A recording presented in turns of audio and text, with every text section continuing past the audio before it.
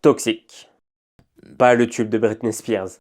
Il y a un légume que l'on peut trouver presque partout, presque toute l'année, qui a presque été oublié au XXe siècle, et qui est toxique. Ses branches et ses feuilles peuvent provoquer une phytodermatose phototoxique.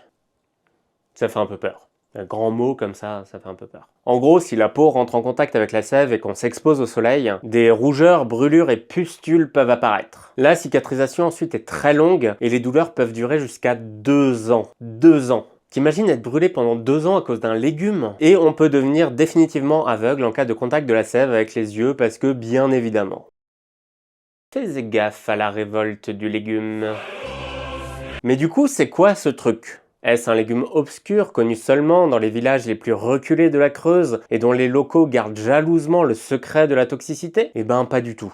C'est une ombellifère qui porte le nom latin de Pastanica sativa et qui porte le doux nom vernaculaire de panais. Et oui, il y a une raison pour laquelle quand vous achetez du panais au marché, il n'y a pas les fans.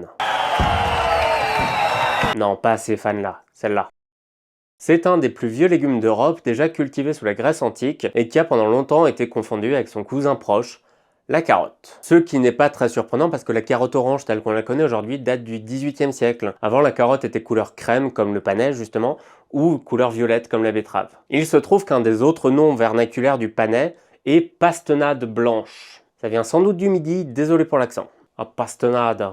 Or, l'un des noms donnés à la réaction phototoxique dont on parlait tout à l'heure est dermite des prés, ou pastanargue. Pastonnade, pastanargue. Le nom latin du truc est pastinaca, on rappelle. Si vous êtes curieuse ou curieux, les substances toxiques responsables de ces brûlures sont les furocumarines ou psoralen. Voilà, donc si vous faites pousser du panais dans votre jardin, lors de la récolte, faites attention. N'hésitez pas à vous abonner pour d'autres vidéos de ce style. En attendant, vous pouvez me retrouver sur Twitch les mardis et jeudis à 18 h. Et n'oubliez pas, Free Palestine.